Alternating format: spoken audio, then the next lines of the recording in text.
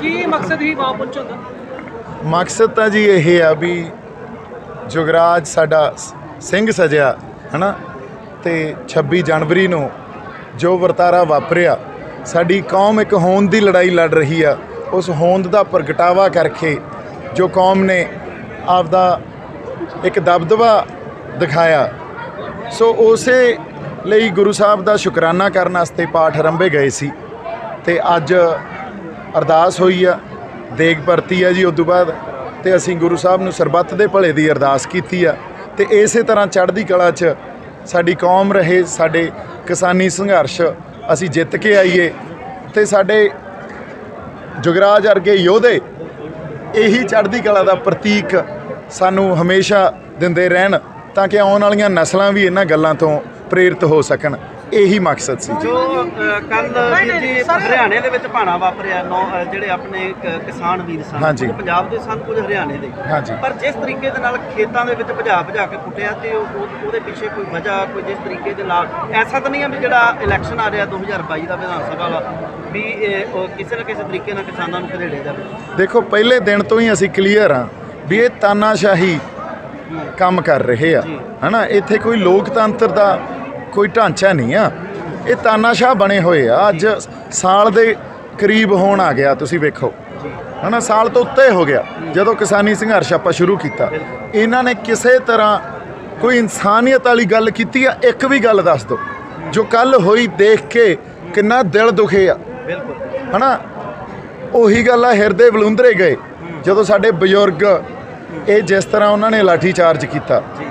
ਮੈਂ ਇੱਕ ਵਾਰੀ ਬਜ਼ੁਰਗਾਂ ਨੂੰ ਇਹ ਗੱਲ ਕਹਿਣਾ, ਤੁਸੀਂ ਨੌਜਵਾਨਾਂ ਨੂੰ ਹੋਕਾ ਤਾਂ ਦਿਓ, ਤੁਹਾਨੂੰ ਫਿਰ ਦਿਖਾਈਏ ਅਸੀਂ ਪੈਂਥਰੇ, ਹੈ ਨਾ।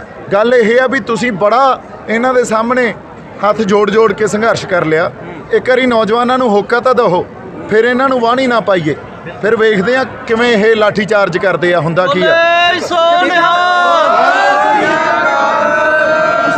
ਜਿਹੜਾ ਸੰਘਰਸ਼ ਆ ਤੁਹਾਡੇ ਵੱਲੋਂ 32 ਜਥੇਬੰਦੀਆਂ ਨਾਲ ਇਕੱਠੇ ਲੜਿਆ ਜਾ ਰਿਹਾ ਕਿ ਕੁਝ ਵਖਰੇਵਾਂ? ਨਹੀਂ ਜੀ, ਦੇਖੋ, ਵਿਚਾਰਾਂ ਦੇ ਵਖਰੇਵੇਂ ਹੋ ਸਕਦੇ ਆ, ਜਿਹੜੇ ਕਿ ਹੈਗੇ ਵੀ ਆ, ਪਰ ਸੰਘਰਸ਼ ਤਾਂ ਸਾਂਝਾ ਨਾ, ਇਕੱਠੇ ਲੜ ਰਹੇ ਆ। ਇਸੇ ਕਰਕੇ ਸ਼ੰਭੂ ਤੇ ਚਾਹੇ ਅੱਡ ਬੈਠੇ ਰਹੇ, ਕਿਉਂਕਿ ਉਦੋਂ ਪੰਜਾਬ ਦੀ ਧਰਤੀ ਤੋਂ ਸੰਘਰਸ਼ ਲੜਿਆ ਜਾ ਰਿਹਾ ਸੀ, ਤੇ ਉਦੋਂ ਵੱਖ-ਵੱਖ ਧਰਨੇ ਪੰਜਾਬ 'ਚ ਸਾਰੀਆਂ ਥਾਵਾਂ ਤੇ ਲੱਗੇ ਹੋਏ ਸੀ। ਉਸੇ ਤਰ੍ਹਾਂ ਇੱਕ ਸ਼ੰਭੂ ਮੋਰਚਾ ਲੱਗਿਆ ਸੀ, ਪਰ ਜਿੱਦਾਂ ਦਿੱਲੀ ਗਏ ਆ ਕੋਈ ਵੱਖਰੀ ਸਟੇਜ ਨਹੀਂ ਲਾਈ, ਕਿਸੇ ਤਰ੍ਹਾਂ ਦਾ ਕੋਈ ਵਖਰੇਵਾਂ। ਜਦੋਂ ਮੈਨੂੰ ਉਹਨਾਂ ਨੇ, ਸਾਡੇ ਬਜ਼ੁਰਗਾਂ ਨੇ ਇਹ ਗੱਲ ਆਖੀ ਵੀ ਤੁਸੀਂ ਸਟੇਜ ਤੋਂ ਨਹੀਂ ਬੋਲਣਾ, ਮੈਂ ਕਿਹਾ ਸਿਰ ਮੱਥੇ, ਥੱਲੇ ਸੰਗਤ 'ਚ ਜਾ ਕੇ ਬੈਠੇ ਰਹੇ, ਹੈ ਨਾ। ਸੋ ਇਸ ਗੱਲ ਨੂੰ ਪ੍ਰਚਾਰਿਆ ਬਹੁਤ ਗਿਆ ਵੀ ਦੀਪ ਸਿੱਧੂ ਕੋਈ ਵੱਖ ਸੰਘਰਸ਼ ਲੜ ਰਿਹਾ ਨਹੀਂ, ਸੰਘਰਸ਼ ਸਾਂਝਾ, ਵਿਚਾਰਾਂ ਦਾ ਵਖਰੇਵਾਂ ਹੋ ਸਕਦਾ, ਬਿਰਤਾਂਤ ਵੱਖਰਾ ਹੋ ਸਕਦਾ, ਉਹਦੇ ਨਾਲ ਸੰਘਰਸ਼ 'ਚ ਅਸੀਂ ਪਾਟੋ ਧਾੜ ਹੋਈਏ ਜਾਂ ਵੱਖਰਾ ਸੰਘਰਸ਼ ਹੋਵੇ, ਉਹਦਾ ਮਤਲਬ ਇਹ ਕਦੇ ਵੀ ਨਹੀਂ। ਇੱਕ ਮਿੰਟ ਭਾਜੀ, ਇੱਕ ਅਹਿਮ ਸਵਾਲ ਹੈ, ਜਦੋਂ ਤੱਕ ਜੁਗਰਾਜ ਸਿੰਘ 26 ਜਨਵਰੀ ਨੂੰ ਝੰਡਾ ਚਲਾਉਂਦਾ ਹੈ, ਬਹੁਤ ਵਧੀਆ, ਆਪਾਂ ਸ਼ਾਬਾਸ਼ ਦਿੰਦੇ ਹਾਂ, ਪਰ ਉਹਦੀ ਜ਼ਿੰਮੇਵਾਰੀ ਲੈਣ ਲਈ ਕੋਈ ਜਥੇਬੰਦੀ ਤਿਆਰ ਨਹੀਂ ਹੁੰਦੀ ਬੜਾ ਚਿਰ, ਕਾਰਨ ਕੀ ਰਿਹਾ? ਇਹ ਦੇਖੋ ਤੁਸੀਂ, ਜਦੋਂ 26 ਜਨਵਰੀ ਨੂੰ ਖਾਲਸਾਈ ਨਿਸ਼ਾਨ ਸਾਹਿਬ ਤੇ ਕਿਸਾਨੀ ਝੰਡਾ ਇੱਕ ਖਾਲੀ ਪੋਲ ਤੇ ਲਾਇਆ ਗਿਆ, ਹੈ ਨਾ, ਉਸ ਤੋਂ ਬਾਅਦ ਕੋਈ ਜਥੇਬੰਦਕ ਢਾਂਚਾ, ਕੋਈ ਕਿਸਾਨੀ ਜਥੇਬੰਦੀ ਜਾਂ ਕੋਈ ਸ਼ਖਸੀਅਤ ਸਾਡੇ ਹੱਕ 'ਚ ਆ ਕੇ ਨਹੀਂ ਬੋਲਦੀ। ਉਸੇ ਦਿਨ ਮੈਂ ਸੁਖਦੇਵ ਦੇ ਢਾਬੇ ਤੇ ਜਦੋਂ ਮੋਰਚੇ 'ਚ ਵਾਪਸ ਆਇਆ, ਟਰੈਕਟਰ ਤੇ ਬਹਿ ਕੇ ਹਿੰਦੀ 'ਚ ਸੰਬੋਧਨ ਕੀਤਾ ਵੀ ਅਸੀਂ ਕੁਝ ਗਲਤ ਨਹੀਂ ਕੀਤਾ। ਪੂਰੇ ਅਰਸੇ ਦੌਰਾਨ ਉਸ ਗੱਲ ਤੇ ਹੀ ਖੜੇ ਰਹੇ ਹਾਂ, ਇਸੇ ਗੱਲ ਤੇ ਪਹਿਰਾ ਦਿੰਦੇ ਰਹੇ ਹਾਂ ਵੀ ਅਸੀਂ ਕੁਝ ਗਲਤ ਨਹੀਂ ਕੀਤਾ। ਇਹਦਾ ਹੁਣ ਸੁਣੋ ਕਾਰਨ, ਜਦੋਂ ਕਿਸਾਨ ਆਪਦਾ ਹੱਕ ਲੈਣ ਜਾਂਦੇ ਆ ਤੇ ਉਸ ਰੋਸ ਦਾ ਪ੍ਰਗਟਾਵਾ ਕਰਦੇ ਆ, ਜਿਹੜੀਆਂ ਅਸੀਂ ਕਹੀਏ ਸਪਿਰਿਟ ਦੇ ਥੱਲੇ ਸਾਡਾ ਸੰਘਰਸ਼ ਲੜਿਆ ਜਾ ਰਿਹਾ ਸੀ, ਕਿਸਾਨੀ ਸੰਘਰਸ਼, ਉੱਥੇ ਨਿਸ਼ਾਨ ਸਾਹਿਬ, ਕਿਸਾਨੀ ਝੰਡਾ ਤੇ ਤਿਰੰਗਾ, ਤਿੰਨ ਸਪਿਰਿਟਾਂ ਦੇ ਥੱਲੇ ਸਾਡਾ ਸੰਘਰਸ਼ ਲੜਿਆ ਜਾ ਰਿਹਾ ਸੀ। ਉਸ ਤਿੰਨੇ ਸਪਿਰਿਟਾਂ ਦਾ ਉੱਥੋਂ ਪ੍ਰਗਟਾਵਾ ਹੋਇਆ। ਤਿਰੰਗਾ ਪਿੱਛੇ ਝੂਲਦਾ ਸੀ, ਕਿਸੇ ਨੇ ਹੱਥ ਨਹੀਂ ਲਾਇਆ। ਨਿਸ਼ਾਨ ਸਾਹਿਬ ਤੇ ਕਿਸਾਨੀ ਝੰਡਾ ਇੱਕ ਖਾਲੀ ਪੋਲ ਤੇ ਲਾਤੇ। ਸਰਕਾਰ ਨੇ ਬਦਨਾਮ ਕਰਨ ਵਾਸਤੇ ਇੱਕ ਬਿਰਤਾਂਤ ਰਚਤਾ ਆਪਦੇ ਚੈਨਲਾਂ ਦੇ ਥਰੂ ਇਹ ਗੱਲ ਕਹਿਣੀ ਸ਼ੁਰੂ ਕਰਤੀ ਵੀ ਇਹ ਜਿਹੜਾ ਸਾਰਾ ਕੁਝ ਵਾਪਰਿਆ ਇੱਕ ਧਾਰਮਿਕ ਰੰਗਤ ਦੇਤੀ ਉਹਨੂੰ। ਸਾਡੇ ਬੰਦੇ ਉਨੀ ਗੱਲ ਤੋਂ ਘਬਰਾ ਕੇ ਸਾਥ ਨਹੀਂ ਦੇ ਸਕੇ। ਫਿਰ ਦੇਖੋ ਕਿਵੇਂ ਹੌਲੀ ਹੌਲੀ ਸਾਥ ਦਿੰਦੇ ਆਏ ਆ, ਫਿਰ ਕਿਵੇਂ ਪੈਰਵਾਈ ਸਟਾਰਟ ਹੋਈ, ਫਿਰ ਕਿਵੇਂ ਸਾਨੂੰ ਯੋਧਿਆਂ ਦੇ ਦਰਜੇ ਦਿੱਤੇ ਗਏ। ਉੱਦਾਂ ਹੀ ਗਦਾਰਾਂ ਦੇ ਸਰਟੀਫਿਕੇਟ ਵੰਡੇ ਗਏ, ਉੱਦਾਂ ਇਹ ਵੀ ਕਿਹਾ ਗਿਆ ਵੀ ਇਹ ਸਾਡੇ ਬੰਦੇ ਹੀ ਨਹੀਂ ਆ। ਸੋ ਗੱਲ ਨੂੰ ਸਮਝ ਕੇ ਉਸੇ ਵੇਲੇ ਗੱਲ ਤੇ ਪਹਿਰਾ ਦੇਣਾ ਤੇ ਆਪਦੇ ਬੰਦਿਆਂ ਦੇ ਨਾਲ ਖੜਨਾ ਯੋਗਤੀ ਜਿੱਤ ਦੀ ਇਹ ਆ। ਜੇ ਅਸੀਂ ਉਸ ਵੇਲੇ ਨਹੀਂ ਖੜੇ, ਅੱਜ ਹਜੇ ਤੱਕ ਅਸੀਂ ਸੜਕਾਂ ਤੇ ਬੈਠੇ ਹਾਂ। ਜੇ ਉਸ ਵੇਲੇ ਖੜ ਜਾਂਦੇ ਤਾਂ ਉੱਦਾਂ ਹੀ ਸਾਡੇ ਹੱਕ 'ਚ ਫੈਸਲੇ ਆ ਜਾਣੇ ਸੀ। ਬੜੀ ਕਿਰਪਾ ਵਰਤ ਗਈ ਸੀ ਮਹਾਰਾਜ ਦੀ, ਤੇ ਉਸ ਕਿਰਪਾ ਨੂੰ, ਉਸ ਹੁਕਮ ਨੂੰ ਜੇ ਪਛਾਣ ਜਾਂਦੇ ਤਾਂ ਗੱਲ ਕੁਝ ਹੋਰ ਸੀ। 26 ਦੀ ਨਿਰਾਸ਼ਤਾ ਕਰਕੇ ਦੀਪਵੀਰ ਜੀ ਲੋਕ ਜਿਹੜੇ ਪੰਜਾਬ ਦੇ ਕਿਸਾਨ ਘਰਾਂ 'ਚ ਰੁਕੇ ਆ, ਉਹਨਾਂ ਇਲੈਕਸ਼ਨਾਂ ਕਰਕੇ ਤੇ ਉਹ ਜਿਹੜੇ ਆਪਣੇ ਅੱਜ ਦੇ ਰਾਜਨੀਤਿਕ ਬੰਦੇ ਆ, ਉਹਨਾਂ ਨੇ ਆਪਣੇ ਝੰਡੇ ਉਹਨਾਂ ਨੌਜਵਾਨਾਂ ਦੇ ਕਿਸਾਨਾਂ ਦੇ ਹੱਥਾਂ 'ਚ ਫੜਾ ਦਿੱਤੇ। ਉਹਨਾਂ ਦੇ ਹੱਥਾਂ 'ਚ ਝੰਡੇ ਆਪਣੇ ਫੜਾ ਦਿੱਤੇ ਕਿਹੜੇ ਜੀ? ਇਲੈਕਸ਼ਨ ਦੇ 2022 ਆ। ਦੇਖੋ ਗੱਲ ਇਹ ਆ ਨਾ, ਸਾਨੂੰ ਇਹ ਗੱਲ ਸਮਝਣੀ ਪਊਗੀ, ਇਹ ਮਸਲਾ ਹੀ ਪੋਲੀਟੀਕਲ ਆ। ਇਹ ਮਸਲਾ ਪੋਲੀਟੀਕਲ ਸਟਰਕਚਰਲ ਸ਼ਿਫਟ ਦਾ ਮਸਲਾ ਸਿਰਫ 3 ਖੇਤੀ ਕਾਨੂੰਨਾਂ ਤੱਕ ਸੀਮਤ ਨਹੀਂ ਆ।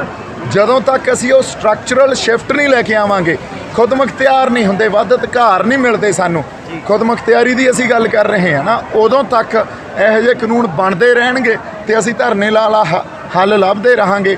ਹੱਲ ਨਹੀਂ ਸਾਨੂੰ ਮਿਲਣਾ, ਸਾਨੂੰ ਲੜਨਾ ਪੋਲੀਟੀਕਲ ਸਟਰਕਚਰਲ ਸ਼ਿਫਟ ਲਈ ਪਊਗਾ। ਆਪਦੀ ਸਿਆਸਤ ਨਵੇਂ ਸਿਰਿਓਂ ਘੜਨੀ ਪਊਗੀ। ਅੱਛਾ ਸਰ, ਇਸੇ ਗੱਲ ਹੈ ਕਿ ਕਿਸਾਨੀ ਜਥੇਬੰਦੀ ਜਾਂ ਤੁਹਾਡੀ ਜਥੇਬੰਦੀ ਕੀ ਤੁਸੀਂ ਹੁਣ 2022 ਵਾਲੇ ਇਲੈਕਸ਼ਨ 'ਚ ਆਪਦੇ ਬੰਦੇ ਖਿਲਾਰੋਗੇ? ਨਹੀਂ ਜੀ, ਇਹ ਤਾਂ ਗੱਲ ਆਏ ਆ, ਇਹ ਤਾਂ ਸਾਡੇ ਕਿਸਾਨ ਜਿਹੜੇ ਆਗੂ ਆ ਜਾਂ ਹੋਰ ਜਿਹੜੇ ਸਾਡੇ ਸੂਝਵਾਨ ਜਿਵੇਂ ਬਾਪੂ ਡਿਬਡਿਬਾ ਜੀ ਆ, ਹੋਰ ਬੜੇ ਸਾਡੇ ਸੂਝਵਾਨ ਬੰਦੇ ਆ ਸਾਰੇ, ਹਨਾ, ਉਹਨਾਂ ਨੇ ਫੈਸਲਾ ਕਰਨਾ। ਮੈਂ ਤਾਂ ਉਸ ਹਰ ਸ਼ਖਸ ਦੇ ਨਾਲ, ਹਰ ਜਥੇਬੰਦੀ ਦੇ ਨਾਲ ਆ, ਜਾਂ ਜਗਰਾਜ ਵੀ ਉਸ ਹਰ ਸ਼ਖਸ ਜਾਂ ਜਥੇਬੰਦੀ ਨਾਲ ਆ ਜਿਹੜੀ ਪੰਜਾਬ ਪ੍ਰਸਤ ਆ ਤੇ ਪੰਥ ਪ੍ਰਸਤ ਆ। ਠੀਕ ਹੈ ਜੀ। ਕੀ ਸਰ ਲੱਗਦਾ ਹੈ ਵੀ ਆਪਾਂ ਜਿਹੜਾ ਕਿਸਾਨ ਸੰਘਰਸ਼ ਦਿੱਲੀ ਤੋਂ ਜਿੱਤ ਕੇ ਵਾਪਸ ਆਵਾਂਗੇ? ਇਹਦਾ ਜਵਾਬ ਤਾਂ ਜਗਰਾਜ ਸਿੰਘ ਤੋਂ ਲਓ, ਸਾਡੇ ਸਿੰਘ ਸਾਹਿਬ ਤੋਂ ਲਓ ਜੀ ਇਹਦਾ ਜਵਾਬ। ਹਾਂਜੀ ਭਾਈ ਜੁਗਰਾਜ ਸਿੰਘ ਜੀ, ਇਸ ਤਰੀਕੇ ਦੇ ਨਾਲ ਹੁਣ ਬੈਠੀਆਂ ਆਪਣੀਆਂ ਜਥੇਬੰਦੀਆਂ ਦਾਅਵਾ ਕਰਦੀਆਂ ਵੀ ਜਿੱਤਾਂਗੇ, ਤੇ ਤੁਹਾਨੂੰ ਲੱਗਦਾ ਵੀ ਉਹ ਜਿੱਤ ਪ੍ਰਾਪਤ ਕਰਕੇ ਮੁੜਦੀਆਂ? ਦੇਖੋ ਜੀ, ਇਹਦਾ ਬਾਰੇ ਤਾਂ ਪਹਿਲਾਂ ਹੀ ਜਾਣਨਾ ਅਸੀਂ ਪਾ ਚੁੱਕੇ ਹਾਂ। ਜੇ ਜਿੱਤ ਪ੍ਰਾਪਤ ਕਰਨੀ ਹੁੰਦੀ ਤਾਂ ਉਦੋਂ ਸਾਡਾ ਸਟੈਂਡ ਲੈਂਦੇ। ਹਾਂ, ਜੇ ਜਿੱਤ ਪ੍ਰਾਪਤ ਕਰਨੀ ਹੁੰਦੀ ਤਾਂ ਉਦੋਂ ਸਾਡਾ ਸਟੈਂਡ ਲੈਂਦੇ। ਹੁਣ ਗੁਰੂ ਮਹਾਰਾਜ ਦੀ ਕਿਰਪਾ ਨਾਲ ਅਸੀਂ, ਜਿਵੇਂ ਬਾਈ ਨੇ ਕਿਹਾ, ਗੁਰੂ ਦੇ ਅਧੀਨ ਚੱਲਾਂਗੇ, ਗੁਰੂ ਤੋਂ ਆਗਿਆ ਲੈ ਕੇ ਜਿੱਤ ਪ੍ਰਾਪਤ ਜ਼ਰੂਰ ਕਰਾਂਗੇ। ਇਹਨਾਂ ਕਾਮਰੇਡਾਂ ਤੋਂ ਜਿੱਤ ਤਾਂ ਨਹੀਂ ਹੋਣੀ, ਮੈਂ ਖੁਦ ਕਹਿੰਦਾ ਇਹਨਾਂ ਤੋਂ ਨਹੀਂ ਹੋਣੀ ਜਿੱਤ ਪ੍ਰਾਪਤ। ਇਹ ਤਾਂ ਖੁਦ ਆਪਣੀ ਇਲੈਕਸ਼ਨ 22 ਦੀ ਇਲੈਕਸ਼ਨ ਨੂੰ ਡੀਕ ਰਹੇ ਆ। ਪਰ ਪੰਜਾਬ ਦੇ ਨੌਜਵਾਨ ਤੁਹਾਨੂੰ ਬਹੁਤ ਚਾਹੁੰਦੇ ਨੇ, ਦਿਲੀ ਤੁਹਾਡਾ ਸਤਿਕਾਰ ਕਰਦੇ ਆ, ਪਰ ਤੁਹਾਡੀ ਉਡੀਕ ਵੀ ਕਰਦੇ ਆ ਵੀ ਕਿਤੇ ਨਾ ਕਿਤੇ ਨੌਜਵਾਨ ਜਿੱਤਣ ਤੇ ਅਸੀਂ ਇਹਨਾਂ ਦਾ ਸਾਥ ਦਈਏ। ਇੱਕ ਵਾਰੀ ਹਾਂ ਤਾਂ ਕਰਕੇ ਦੇਖੋ। ਹਾਂਜੀ ਹਾਂਜੀ, ਐਸਾ ਵੀ ਹੈ। ਹਾਂਜੀ, ਕੀ ਤੁਹਾਡਾ ਪਲਾਨ ਕੀ ਹੈ ਸਿੱਧੂ ਸਾਹਿਬ? ਬਿਲਕੁਲ ਜੀ, ਨੌਜਵਾਨ ਜਿਵੇਂ ਕਹਿਣਗੇ ਆਪਾਂ ਕੌਮ ਲਈ ਲੜਾਂਗੇ, ਸੰਘਰਸ਼ ਨੂੰ ਕਾਇਮ ਰੱਖਾਂਗੇ, ਜਿੱਤ ਪ੍ਰਾਪਤ ਜ਼ਰੂਰ ਕਰਾਂਗੇ। ਬਿਲਕੁਲ। ਹਾਂਜੀ, ਦੀਪ ਸਿੱਧੂ ਵੀਰ ਜੀ, ਜਿਸ ਤਰੀਕੇ ਦੇ ਨਾਲ ਤੁਸੀਂ ਲਗਜ਼ਰੀ ਲਾਈਫ ਛੱਡੀ ਹੈ ਤੇ ਤੁਹਾਨੂੰ ਕਿਤੇ ਨਿਰਾਸ਼ਤਾ ਇਹਨਾਂ ਤੋਂ, ਤੁਸੀਂ ਜ਼ਾਹਰ ਵੀ ਕੀਤਾ ਵੀ ਬਹੁਤ ਨਿਰਾਸ਼ਤਾ ਆ ਸਾਨੂੰ ਵੀ ਇਹਨਾਂ ਤੋਂ, ਇਹਨਾਂ ਦਾ ਫਰਜ਼ ਬਣਦਾ ਸੀ ਵੀ ਗਲਵੱਕੜੀ ਚ ਲੈਂਦੇ। ਨਹੀਂ, ਉਹ ਦੇਖੋ, ਉਹ ਗੱਲਾਂ ਹੁਣ ਨਾ ਪਿੱਛੇ ਰਹਿ ਗਈਆਂ। ਅੱਜ ਫੇਰ ਅਸੀਂ ਉੱਥੇ ਖੜੇ ਆ ਜਿੱਤੇ ਅਸੀਂ ਜਿੱਤ ਕੇ ਆਉਣਾ। ਪਰ ਜਿਵੇਂ ਜੁਗਰਾਜ ਸਿੰਘ ਨੇ ਗੱਲ ਕਹੀ ਆ ਵੀ ਜਿੱਤ ਤਾਂ ਹੀ ਪ੍ਰਾਪਤ ਹੋਊ ਜੇ ਇਸ ਗੁਰੂ ਦੀ ਅਗਵਾਈ 'ਚ ਚੱਲੋਗੇ, ਜੇ ਗੁਰੂ ਮਹਾਰਾਜ ਨੂੰ ਅਰਦਾਸ ਕਰਕੇ ਤੁਰੋਗੇ ਤੇ ਉਸ ਹੁਕਮ ਨੂੰ ਪਛਾਣੋਗੇ, ਜਿੱਤ ਤਾਂ ਪ੍ਰਾਪਤ ਹੋਣੀ ਆ ਪੰਜਾਬ ਨੂੰ, ਇਸ ਧਰਤੀ ਨੂੰ। ਗੁਰੂ ਦੀ ਅਗਵਾਈ ਤੋਂ ਬਿਨਾ ਤੇ ਗੁਰੂ ਨੂੰ ਅਰਦਾਸ ਕਰੇ ਬਿਨਾ, ਉਹਦੇ ਤੋਂ ਭਰੋਸੇ ਤੋਂ ਬਿਨਾ ਜੇ ਅਸੀਂ ਕਹੀਏ ਅਸੀਂ ਜਿੱਤ ਜਾਾਂਗੇ, ਅਸੀਂ ਛਿੱਤਰ ਖਾਵਾਂਗੇ, ਅਸੀਂ ਜਿੱਤ ਨਹੀਂ ਸਕਦੇ। ਇੰਨੀਆਂ ਕੁ ਗੱਲਾਂ